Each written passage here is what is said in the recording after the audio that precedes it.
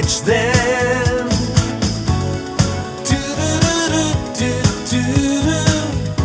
Delivering smiles all around the professional careers. Reach us to reach them. உங்க current bill ஏறிட்டே போகுதா? கவலை விடுங்க. 100% ஈஸி கிரேட் காப்பர்ல தயாரிக்கப்பட்ட லெவிட் வயர்ஸ் அண்ட் கேபிள்ஸை பயன்படுத்தி உங்க கரண்ட் பில்லை மிச்சப்படுத்துங்க.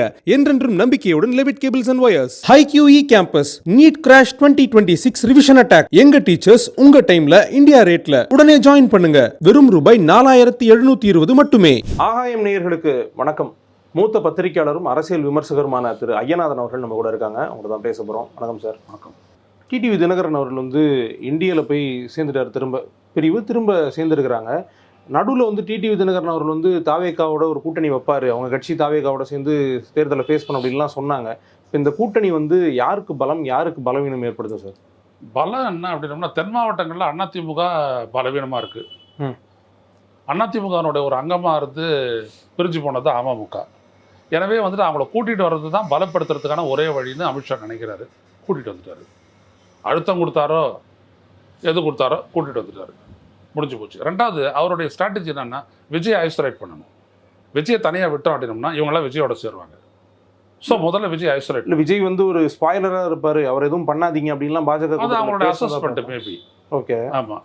ஸ்பாய்லர் அப்படின்றது மக்கள் தான் தீர்மானிக்கணும். அந்த அளவுக்கு விஜய் மேலே ஒரு பற்றுதலோ ஒரு நம்பிக்கையோ ஏற்பட்டால் அது நடக்கும். அது இவங்க யோசிக்கவே இல்லை. விஜயோட 4 கட்சிகள் சேர்ந்து அது ஒரு கூட்டணின்னு ஆகி நம்மளுக்கு இருக்கக்கூடிய வாக்கு பலம் சதன்சி தான் என்ன பண்ணுறது? அது அமித்ஷானுடைய கவலை. எடப்பாடிக்கு அதெல்லாம் கவலை இல்லை, அமித்ஷானுடைய கவலை அது. ஸோ என்ன பண்ணுறாரு, அவர் காலி பண்ணுறாரு. அடுத்தபடியாக ஓபிஎஸ்ஸும் இழுத்துட்டாங்கன்னு வச்சுக்கோங்க.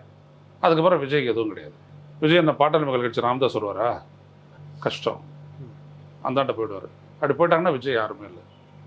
ஸோ அதான் அவங்களுடைய. அப்படி ஒரு ப்ரெஷரை கொடுத்துட்டு விஜய் நீ தனியாக போயிட்டு என்ன பண்ண போகிற, எங்களோட வந்துட்டு இவரையும் கூப்பிடுவாங்க. இவருக்கு என்ன எஜெண்டா, திமுகவை எதிர்க்கணும். அதையே சொல்லிட்டு அந்தாண்டு போயிடுவார். ஸோ இப்போ ஒரு சொல்கிறார்ல, விட்டு கொடுப்பார் கெட்டு போவதில்லை, அது மாதிரி ஏதாவது ஒரு முடக்கம், திமுகவிடமிருந்து தமிழ்நாட்டை காக்க வேண்டும் அப்படின்னு சொல்லிட்டு இவரும் போய்ட்டு அந்த ஜோதியில் கலந்துடலாம். வாய்ப்பு இருக்குது. சார், தென் மாவட்டங்கள் முன்னாடி அதிமுகவுக்கு ரொம்ப ஒரு ஸ்ட்ராங் ஹோல்டாக இருந்திருக்காங்க. நல்ல சமூக வாக்குகள் அவங்க வாங்கியிருக்கிறாங்க. அமமுக இல்லாமல் அவங்களால ஃபேஸ் பண்ண முடியாதா? இல்லை ஒருவேளை அது ஸ்ட்ராங் ஹோல்டாக இன்னும் கொஞ்சம் இந்த கூட்டணிக்கு அமைஞ்சதுன்னா திமுக? அப்போ ஜெயலலிதான்ற ஒரு ஸ்ட்ராங் லீடர்ஷிப் இருந்தது அதிமுகவுக்கு. அந்த லீடர்ஷிப்பை விட்டு நிறைய லீடர்ஷிப்ஸ் தான் இருக்குது. ஓபிஎஸ்ஸோ இருக்கட்டும், டிடிவி தினகரனாக இருக்கட்டும், இவங்கெல்லாம் லீடர் தானே. இவர் அவங்களெல்லாம் ஒருங்கிணைக்காம இவர் தன்னை நிலைநிறுத்திக்க முயற்சி பண்ணார் எடப்பாடி பழனிசாமி. அதை அவங்க எதிர்த்து வெளில போகிறாங்க. அவங்களும் ஒரு கட்சியாக தானே அவர் செயல்பட்டார். அவர் ஆரம்பத்திலேருந்து அமமுக கட்சி இருக்குது, கட்டமைப்பு இருக்குது, எல்லாமே இருக்குது. ஓபிஎஸ்ஸுக்கு பொறுத்த வரைக்கும் அவர் ஒரு பொருளாளராக இருந்தவர், 3 முறை சீஃப் மினிஸ்டராக இருந்தவர். அவருக்கு ஒரு செல்வா கொண்டு தென் மாவட்டங்களில் அவங்க பின்னாடி போயிடுச்சு அதிமுக ஓட்டு. எடப்பாடி பக்கம் வரல. அதனால் அவங்க பலவீனப்பட்டு போனாங்க. வேற ஒன்றும் இல்லை காரணம். இல்லாட்டி ஒரு டெபாசிட் எடுக்கக்கூடிய அளவுக்கு ரெட்டையில் வராது. 7 இடங்களில் டெபாசிட் போச்சு இல்லையா? வட மாவட்டங்களில் பார்த்தீங்கன்னா வேலூர், மொத்தம் 6 தென் மாவட்டங்கள் தானே. நாம் தமிழர் கட்சி இவங்களும் சம ஓட்டு பெற்றுருக்காங்க. கொஞ்சம் ஓட்டில் தான் இவங்க மேலே இருக்காங்க அதிமுக. இல்லை சார், இப்போ இந்த கூட்டணிக்கு அப்புறம் இந்த பலத்தை திமுக எப்படி கவுண்டர் பண்ண போகிறாங்க? ஏன்னா அவங்களுக்கு திமுக கவுண்டர் பண்ணுறதுக்கு எதுவுமே இல்லைங்க. 21 திமுக கிடையாது இன்னைக்கு. இன்னைக்கு இருக்கிற திமுக சாதனையினால ஒரு ப்ளஸ்ல நிற்கக்கூடிய ஒரு திமுக. நிறைய ஆன்டி இன்கம்பன்சி இருக்குல்ல சார், நம்ம பார்க்குறோம். எந்த அடிப்படையில் ஆன்டி இன்கம்? இப்போ சமீபத்தில் பார்த்தீங்க அப்படின்னா வேதாரண்யத்தில் ஒரு கிளை செயலாளர் பேசுகிறாரு. ஒரு தாழ்த்தப்பட்ட சமூகத்தை சேர்ந்த ஒருத்தர் இந்த ஃபங்க்ஷனை ஏற்படுத்தினதுனால இங்கே வரமாட்டுறாங்க அப்படின்ற சுச்சுவேஷன் வருது. இப்போ சமீபத்தில் நம்ம பார்த்து இந்த ட்ரெயினில் நடந்த இன்சிடெண்ட்டாக இருக்கலாம், இல்லைனா ஒரு பக்கம் ஆசிரியர்களுடைய போராட்டம், அரசு ஊழியர்கள் போராட்டம், இந்த மாதிரி எக்கச்சக்கமான விஷயம் பரவாயில்ல நடந்து தானே சார் இருக்குது. இப்போ நீங்கள் நல்லா ஒன்று நீங்கள் தனித்தனியாக எடுத்து பாருங்கள். ஐசோலேட்டட் இன்சிடெண்ட்டாக ஸ்போரோடிக் இன்சிடெண்ட்டான்னு பாருங்கள்.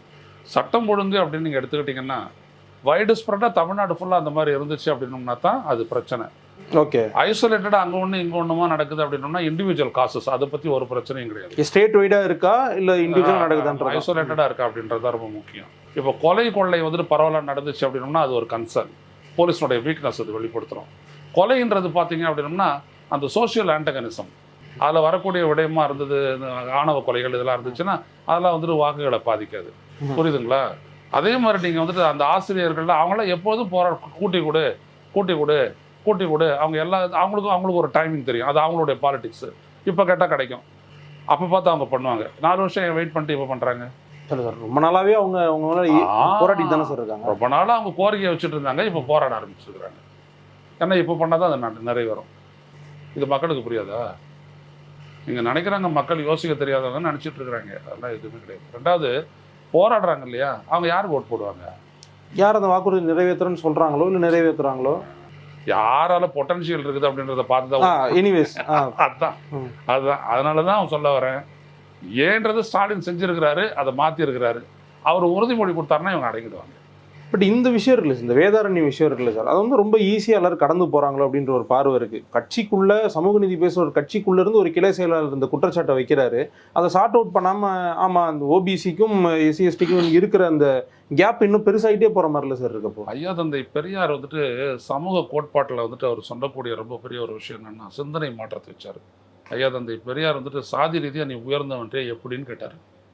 அவர்னால தான் கலப்பு திருமணமே வந்துச்சு. அதையே கலப்பு திருமணம் அப்படின்றதையே வந்துட்டு அவர் ஒரு தாழ்மையாகவே அவர் நினைச்சார். ஏன்னா ஆணுக்கும் பொண்ணுங்க தான் நடக்குது, இப்போ நாய்க்கும் மனுஷனுக்கும் நடக்குதுன்னா அது கலப்பு திருமணம், இப்படிலாம் சொன்ன ஒரு பெரியார். அடிப்படையில் நீங்கள் பார்த்தீங்கன்னா பெரியார் அவருடைய சிந்தனை மண்ணில் விதைச்சதுன்னா சிந்தனை மாற்றத்தை தான் விதைச்சார். சிந்தனை மாற்றத்துக்கு உட்படாதவங்க இன்றைக்கி இருக்கிறாங்க. நீங்கள் எந்த ஊரில் போனாலும் ஒரு 4 பேர் சாதியை சொல்லிகிட்டு இருப்பான், 10 பேர் மதத்தை சொல்லிகிட்டு இருப்பான். இல்லாத இடமே கிடையாது. நல்லா படித்த மதவாதத்தை பேசுகிறான். என்ன சொல்லுவீங்க இன்னைக்கு இதுக்கு? நடக்குது, பார்க்குறோம். அப்போ ஏன் நடக்குது? ஆனால் இவ்வளோ பெரிய ஒரு கட்சிக்குள்ளே அது நடக்கும்போது இது வேற மாதிரி தானே சார் மக்கள் கட்சி அப்படின்றது எவ்வளோ தூரம் வலியுறுத்தும் ஒரு மனுஷனை. அவனை தூக்கிடலாம் சிந்தனையை இருக்கும் மனசில் இருக்கும். என்ன பண்ணுவோம் அந்த கட்சி என்னம்னா, இப்படிப்பட்டவனை ஐடென்டிஃபை பண்ணிட்டு அவனுக்கு சீட்டு கொடுக்காது. நீங்கள் திமுகவில் பாருங்கள், நீங்கள் இந்த மாதிரி சாதிய மதவாதத்தை வந்துட்டு ஊக்கப்படுத்துகிறவன் யாராவது எம்எல்ஏ எம்பியாக இருக்கிறானு பாருங்கள். நல்லா ஆழ்ந்து பாருங்கள். திமுகலையும் சரி, அதிமுகலையும் சரி, கம்யூனிஸ்டுகள்லையும் சரி. அதான் கம்யூனிஸ்டுகள் முதன்மையானது, அங்கே வரவே வராது ஃபர்ஸ்ட் ஆஃப் ஆல். பாருங்கள் நீங்கள். அதே பாஜகவை பாருங்கள், அதில் எல்லோரும் இருப்பான். அப்போது இதுதான் ஒரு கட்சியினுடைய கொள்கை பூர்வமான செயல்பாடுன்னு சொல்ல முடியும். அப்படி ஒருத்தர் இருக்கிற. இப்போ உதாரணத்துக்கு ஈரோட்டில் ஒரு இடத்துல வந்துட்டு நாங்கள் அந்த தாழ்த்தப்பட்ட பொம்னாட்டி சமைச்சா நாங்கள் சாப்பிட மாட்டோம்னு அங்கே இருக்கக்கூடிய அந்த மக்கள் சொன்னாங்கன்னு சொல்லிட்டு அந்த ஹெட் மாஸ்டரே சொன்னாங்க. ஒரு சத்துணவு கூடத்தில் போயிட்டாங்க. தாசில்தார் என்ன பண்ணார், தூக்கிட்டாரு. அந்த இவனை தூக்கிட்டாரு. ஸ்கூல் நடக்கணுமா வேணாவா, 2ல் 1 நடக்கணும். அப்போ நீங்கள் ஒத்துக்கிட்டு தான் ஆகணும்னு அதே பொம்னாட்டி வச்சு சமைக்க வச்சாங்க. இதுதான் ஒரு அரசு செய்யக்கூடியது. இப்போ நம்மளாட்ட ப்ராக்ரெசிவாக இருந்தோம்னா கரண்ட்டை கட் பண்ணிடுவோம், தண்ணியை கட் பண்ணுவோம், ரேஷன் கார்டை கட் பண்ணுவோம். நம்ம கான்ஸ்டிடியூஷன் படி நீங்கள் வந்துட்டு அன்டச்சபிலிட்டியை நீங்கள் ப்ராக்டிஸ் பண்ணக்கூடாது. நீங்கள் எந்த இடத்துல அன்டச்சபிலிட்டி பண்ணாலும் you are not eligible to enjoy rights. லீகலாக எதையும் நீங்கள் என்ஜாய் பண்ணக்கூடாது. அப்போது ஒரு வார்னிங் நோட்டீஸ் ஒட்டிட வேண்டியதான் பஞ்சாயத்து அலுவலகத்தில். சாதியத்தை கடைபிடித்தால், தீண்டாமையை கடைபிடித்தால் இதெல்லாம் வரிசைப்படி நடக்கும் அப்படின்னு நீங்கள் சொல்லிட்டீங்கன்னா, யார் ஜாதியை கடைபிடிக்கிறாங்கன்னா அவன் 4 பேர் வந்து போலீஸ் ஸ்டேஷனில் மக்கள் ஒப்படைச்சிட்டு போயிடுவாங்க. உங்களால் எதுக்கடா எங்களுக்கு தொல்லை அப்படின்னு. யாரை பயன்படுத்துகிற நீங்கள் சொல்லுங்கள். ஒரு சமூக யதார்த்தத்தை நீங்கள் பார்க்கணும். ஸோ இது தான் இங்கே தமிழ்நாடு வந்துட்டு மேலே இருக்குதுன்னு நம்ம சொல்ல வரோம். தமிழ்நாட்டில் அப்படியே சாத்தியமே ஒழிஞ்சிச்சா அப்படிலாம் கேள்வி கேட்டுருக்காங்க அந்த சீமான் மாதிரி. இங்கே அந்த இருக்கக்கூடிய அந்த இணக்கப்பாடை நீங்கள் வேறு எங்கேயும் கேரளாவில் நீ பார்க்க முடியாது. இங்கே இருக்கக்கூடிய சமூக இணக்கப்பாடு. நான் கோயிலில் ஊரில் வந்துட்டு என் குலதெய்வம் கோயிலுக்கு போனேன், நான் தான் கட்டினேன்.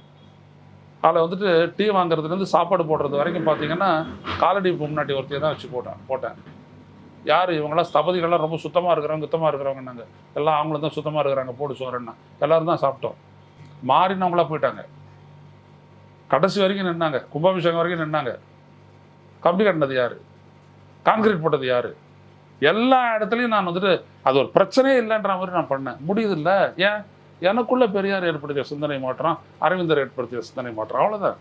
அதே மாதிரி அந்த மாவட்டத்தில் உள்ள அந்த மாவட்ட செயலாளருக்கும் அந்த சிந்தனை வந்திருக்கணும். நீங்கள் அனுமதிச்சிங்கன்னா தான் வரும் உங்களுக்குள்ள சிந்தனை மாற்றம். நீங்கள் அடமெண்ட்டாக இருந்தீங்கன்னா நம்ம ஏதோ ஒரு காரணத்துக்காக அவங்களையும் கட்சிக்குள்ள சேர்த்து கட்சிக்கு வந்திருக்கலாம்.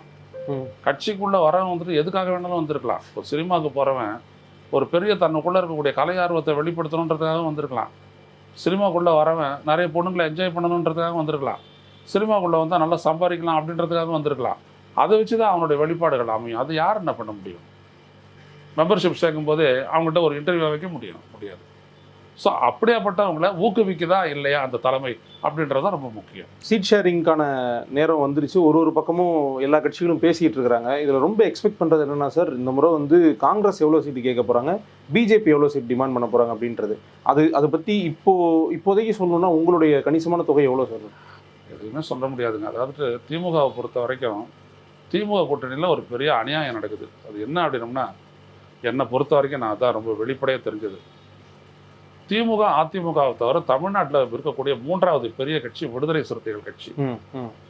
அதுக்கு ஈக்குவலாக பலம் வாய்ந்த ஒரு 4வது பெரிய கட்சி பாட்டாளி மக்கள் கட்சி. அது இன்னைக்கு 2ஆக போச்சு. ஆனால் விடுதலை சிறுத்தைகள் கட்சிக்கு வர 6 சீட்டு, ஒரு தொகுதியில் 500 ஓட்டு கூட பெறாத காங்கிரஸ் கட்சிக்கு 25 சீட்டு. இந்த இம்பேலன்ஸ் தான் திமுகவுக்கு குடைச்சலே கொடுக்குது. ஓகே, இது அவங்களும் உணர்ந்துருக்குறாங்க. அவங்க என்ன பண்ணுறாங்க, இந்த ஆல் இண்டியா லெவலில் ஒரு இந்தியா கூட்டணி, பாசிசத்துக்கு எதிரான ஒரு பலமாய்ந்த கூட்டணி வேணுன்றதுனால ஸ்டாலின் அவங்களை அகாமடேட் பண்ணுறாரு. அதை இவங்க தப்பாக புரிஞ்சுக்கிட்டு நாங்கள் இல்லைன்னா நீங்கள் ஜெயிக்க மாட்டோன்ற பழைய பிராணத்தை பாடிட்டு இருக்கிறாங்க. அவங்கள எப்போவோ 2011 வந்துட்டு நம்ம கொண்டுட்டோம். 2011 தேர்தலில் வந்துட்டு 63 இடங்களில் நின்று 59 இடங்களில் தோத்தாங்க, 58 இடங்களில் தோத்தாங்க காங்கிரஸ். அன்றைக்கே முடிஞ்சு போச்சு அந்த கட்சி. அதுக்கு அப்புறமும் வந்துட்டு கூப்பிட்டு பால் ஊற்றி ஊற்றி சீரோட்டி வளர்த்தது வந்துட்டு ஸ்டாலின் தான். ஏன்னா ராகுல் காந்திக்காக வச்சுக்கிட்டு ஒரு மாற்று வேணுமே இந்திய அரசியலில் அப்படின்றதுக்காக அவர் அதை செய்கிறாரு. இதுதான் உண்மை. அதை அவங்க மிஸ்யூஸ் பண்ணிட்டு நிறைய இடம் கேட்கறதுக்கு முயற்சி பண்ணுறாங்க. அதுக்கு ஏதோ அவங்க ஜஸ்டிஃபிகேஷன்லாம் கொடுக்குறாங்க. ஸ்டாலின் இதை எப்படி அணுகிறாருன்றதை பொறுத்து இருக்குது. ஆனால் ஸ்டாலினும் ராகுலும் இதை பற்றி முடிவெடுத்துறதா நான் கேள்விப்பட்டிருக்கேன். அதன்படி தான் அது நடக்கும். அவங்க எதிர்பார்த்த சீட்லாம் கிடைக்காது. ஓகே, அப்படியே இந்த சைடு வந்தால் பிஜேபி எவ்வளோ சீட்டு கேட்கறதுக்கான வாய்ப்பு இருக்குது? அவங்க 56 கேட்குறாங்க. அவங்க கூட்டணியில் மற்றவங்களாம் இருக்காங்கல்ல, தினகரன் இருக்காரு 7, அப்புறம் ஓபிஎஸ் இருக்கிறாரு, அப்புறம் மற்றவங்களாம், அப்புறம் இவர் இருக்கிறாரு, இந்த ஜான் பாண்டியன் இருக்காரு, அவங்கெல்லாம் இருக்கிறாங்க. அவங்க பாக்கெட்ஸ் ஆஃப் இன்ஃப்ளூயன்ஸு, அவங்களெல்லாம் வந்துட்டு சேர்க்க பார்க்குறாங்க. அவங்க அவர் முடிஞ்ச பாட்டாளி மக்கள் கட்சி ஒரு பிரிவு எந்தாண்ட சேர்த்துட்டு ஒரு பிரிவு அந்தாண்ட சேர்த்துக்கலாம். ஒரு பேலன்ஸ் எதையும் செய்வாருங்க அமித்ஷா. அமித்ஷா அவனுடைய நோக்கம் என்னன்னா, அமித்ஷா மோடியினுடைய நோக்கம் என்னன்னா, எப்படியாச்சும் தமிழ்நாட்டில் 30 எம்எல்ஏங்களுக்கு இருக்கிறாங்க, விட்டு ஆட்டிடுறோம் பாரு அப்படி. ஆமாம், அந்த அளவுக்கு வெறியில் இருக்கிறாங்க அவங்க. எனக்கு தெரிஞ்சு இவ்வளவு பயணம் பண்ணி இவ்வளவு உக்கிரமா அமித்ஷா எங்கேயுமே மோதந்து கிடையாது. ஒரு பக்கம் மோடி, இன்னொரு பக்கம் அமித்ஷா, இன்னொரு பக்கம் ஆர்.என். ரவி, 3 பேரும் சேர்ந்து அந்த முட்டுறாங்க ஸ்டாலினோட. அதனால அவங்களுக்கு வந்துட்டு ரொம்ப குறி வச்சு அவங்க மோதுறாங்க. அவங்க எடப்பாடிலாம் ஒன்றுமே கிடையாது, அவங்க அவ்வளோ மோதுறாங்க, அவங்க அவ்வளோ ஸ்ட்ராட்டஜி. அதனால எல்லாரையும் கொண்டு வா, 2 அணி தான் இருக்கணும். ஒன்று திமுக தலைமையிலான அணி, இன்னொன்று அதிமுக பாஜக தலைமையிலான அணி. இடையில விஜய் இருக்காரு. விஜய் தான், அதை விஜயெல்லாம் சரி பண்ணிடுவாங்கன்னு தான் நானும் நினைக்கிறேன். அது இப்போ கூட்டணிக்கு விஜய்க்கான கூட்டணி வாய்ப்புகள் எல்லாம் பறிச்சிடுறாங்கல்ல. இப்போ டிடிவி போயிட்டாரு, அப்புறம் இன்னொருத்தரையும் முடிச்சாங்கன்னா அப்புறம் விஜய் கிட்ட யார் வருவாங்க? ராமதாஸ் ஐயா வருவார்?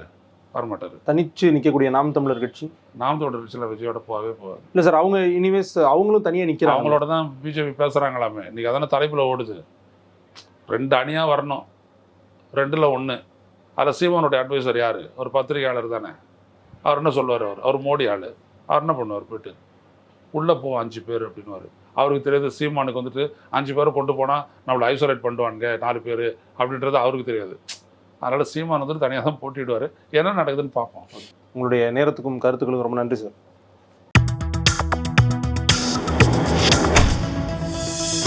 Reach us to reach them.